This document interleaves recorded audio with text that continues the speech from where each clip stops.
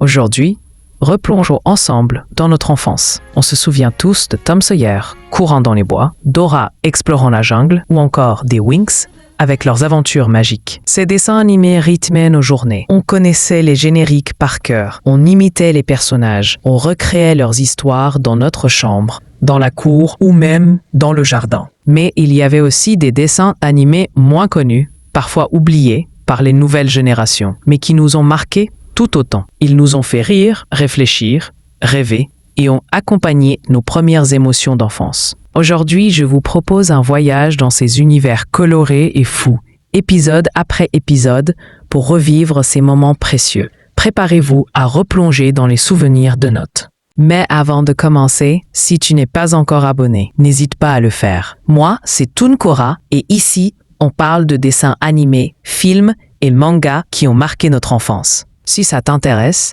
active aussi la cloche de notification pour ne rien manquer de nos prochaines vidéos. Commençons par Lego Friends. Heart Lake City était un univers si vivant qu'on avait presque l'impression d'y habiter. Andrea, Emma, Mia, Olivia et Stephanie vivaient des aventures quotidiennes et chacune avait sa personnalité bien marquée. Andrea adorait chanter et jouer de la musique. Emma était sportive et pleine d'énergie. Mia s'occupait toujours des animaux. Olivia était la scientifique du groupe et Stéphanie savait organiser n'importe quel projet. Chaque épisode pouvait commencer par un simple problème. Sauver un chat coincé, organiser une fête, créer un projet pour aider un ami et se transformer en une aventure pleine de rire et de petits moments touchants. On riait de leur maladresse, on admirait leurs idées et souvent on essayait de refaire les expériences ou créations. À la maison, les maisons colorées, les boutiques, les cafés et les décorations détaillées donnaient vraiment l'impression d'un petit monde à explorer. Et puis le générique. Impossible de ne pas chanter avec. Cette série, c'était une invitation à l'amitié et à la créativité. Après ces aventures amicales et colorées, direction un monde magique encore plus fascinant avec Rainbow Ruby. Dans Rainbow Ruby, on plongeait dans un monde où la magie et l'imagination n'avaient pas de limite. Ruby avait une valise magique capable de la transformer pour aider ses jouets et amis. Un jour, elle pouvait devenir pilote d'avion pour sauver un jouet coincé. Le lendemain, détective pour retrouver un objet disparu. Chaque transformation était un spectacle de couleurs et d'effets. Et chaque épisode mêlait humour, aventure et leçons sur le courage, l'entraide et la créativité. Les jouets et créatures secondaires avaient des personnalités marquées, certains farceurs, d'autres timides ou courageux. Les interactions entre Ruby et ses jouets faisaient que l'on s'attachait à chaque personnage. Le générique entraînant et les décors lumineux rendaient cette série fascinante. Et on se surprenait à imaginer notre propre valise magique, prête à transformer notre quotidien. Après ces aventures magiques, prenons un moment plus calme et doux avec Mila raconte une histoire où les récits nous enveloppaient de tendresse. Avec Mila raconte une histoire. On retrouvait une atmosphère douce et apaisante. Chaque épisode nous transportait dans un univers tendre, animaux qui parlent, enfants courageux, petits mystères à résoudre. La voix chaleureuse de Mila, les musiques douces et les illustrations colorées créaient un cocon parfait pour rêver. On se laissait emporter par chaque récit. On inventait nos propres personnages et aventures à la maison. Et souvent, on se surprenait à attendre le moment où Mila allait révéler la fin de l'histoire. Les épisodes étaient calmes, mais remplis de magie et de petites leçons sur la vie, le courage et l'amitié. Après cette parenthèse douce, partons à l'aventure avec Flapacha, Où es-tu et ses créatures surprenantes. Dans Flapacha, Où es-tu, Lily et Matt partaient à la recherche des Folaflorelles, ces petites créatures farceuses et mystérieuses. Chaque épisode était une course-poursuite pleine d'humour et de suspense. Il fallait trouver les créatures cachées, éviter leurs pièges et résoudre des énigmes. Les gags visuels, les mimiques exagérées et les situations imprévisibles rendaient la série dynamique et très amusante. On riait, on s'émerveillait et parfois on essayait nous-mêmes de deviner où se cachait le prochain Folaflorel. Les couleurs vives, les décors naturels et la musique entraînante rendaient chaque épisode captivant. Après cette chasse aux créatures, découvrons une héroïne courageuse mais miniature, Polly Pocket. Polly Pocket, bien que petite, vivait des aventures immenses. Chaque épisode l'a confronté à des défis à résoudre grâce à son intelligence, sa débrouillardise et ses gadgets miniatures. Ses amis étaient là pour l'aider, mais parfois leur maladresse compliquait les situations, ce qui rendait l'histoire drôle et attachante. On adorait ses inventions, ses courses effrénées et ses plans ingénieux. Polly nous montrait qu'avec du courage et de l'amitié, tout devenait possible. Les décors miniatures, les couleurs vives et la musique donnaient envie de s'immerger dans son univers. Et après cette héroïne pleine de courage, suivons un détective pas comme les autres, Sherlock Yack, dans le zoo.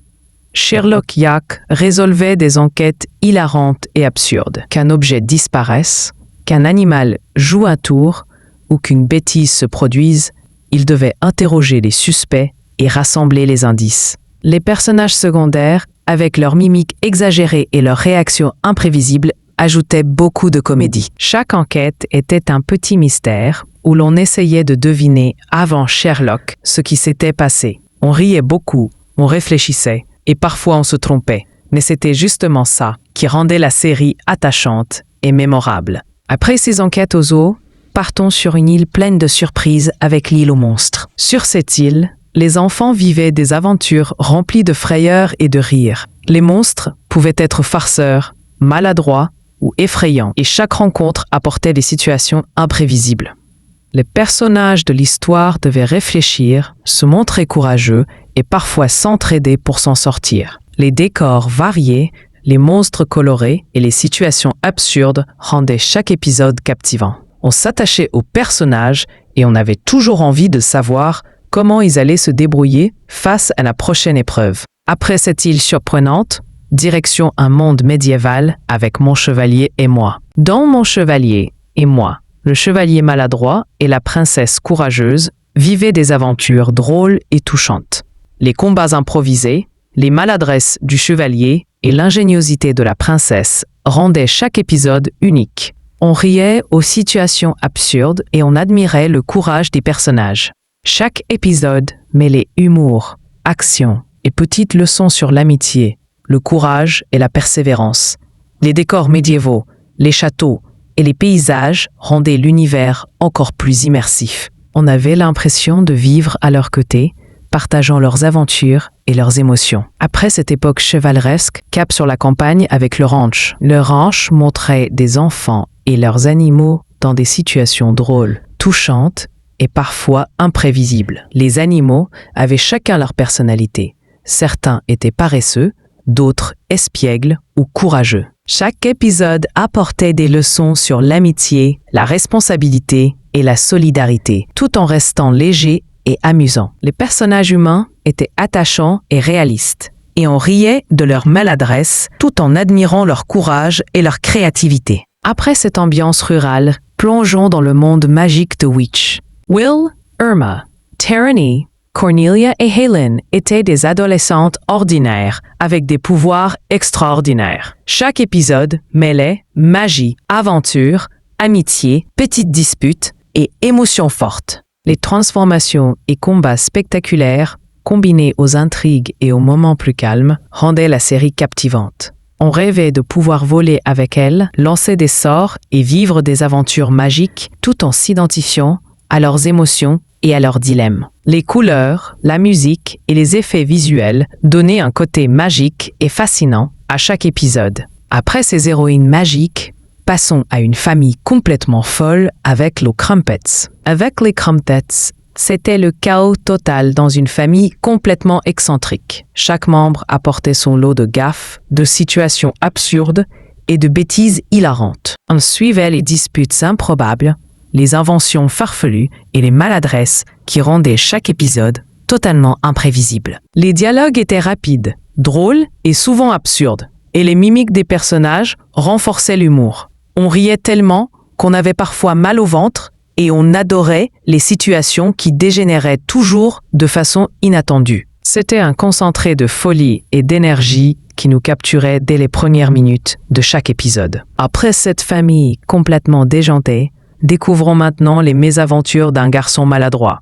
Michel. Michel était le héros maladroit de ses propres aventures absurdes. Chaque épisode commençait souvent avec une situation simple, comme aider un ami, ou tenter une tâche quotidienne et se transformer rapidement en chaos total. Les gaffes s'enchaînaient, les plans échoyaient, et Michel essayait de s'en sortir avec humour et débrouillardise. Les personnages secondaires contribuaient à rendre les épisodes encore plus drôles et attachants. On riait de ses maladresses, on s'inquiétait pour lui, et on se surprenait à attendre la prochaine catastrophe. Michel nous montrait que même les situations les plus compliquées pouvaient être vécues avec humour et courage. Après ce garçon attachant, passons à un duo comique et inoubliable. Pat et Stan. L'âne Pat et l'hippopotame Stan vivaient des aventures absurdes et hilarantes. Chaque épisode était rempli de courses-poursuites, de plans ratés, de chutes et de situations imprévisibles. Leur amitié, parfois chaotique, mais toujours sincère, rendait chaque épisode unique.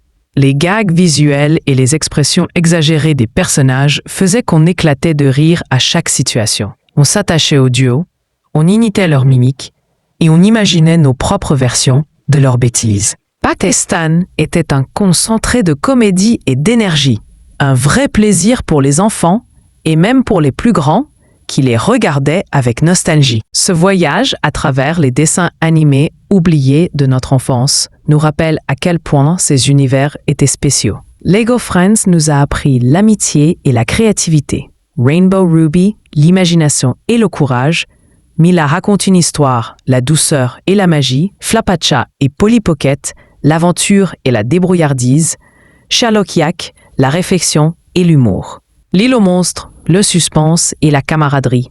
Mon chevalier et moi, le courage et l'amitié. L'orange, la tendresse et les liens avec les animaux. Wit, Ick, la magie et l'amitié. Les Crumpets, la folie et l'humour. Michel, la maladresse attachante. Pat et Stan, l'absurde hilarant. Et les fous du kung-fu, l'énergie et le chaos comique. Même si ces dessins animés sont moins visibles aujourd'hui, leurs histoires, leurs personnages et leurs leçons restent gravés dans nos mémoires. Alors dites-moi en commentaire, lequel de ces dessins animés vous a le plus marqué? Lequel aimeriez-vous revoir? Et si cette vidéo vous a rappelé de beaux souvenirs, abonnez-vous, likez et partagez pour continuer ce voyage nostalgique ensemble. Parce que ces souvenirs, ces rires et ces aventures restent avec nous toujours.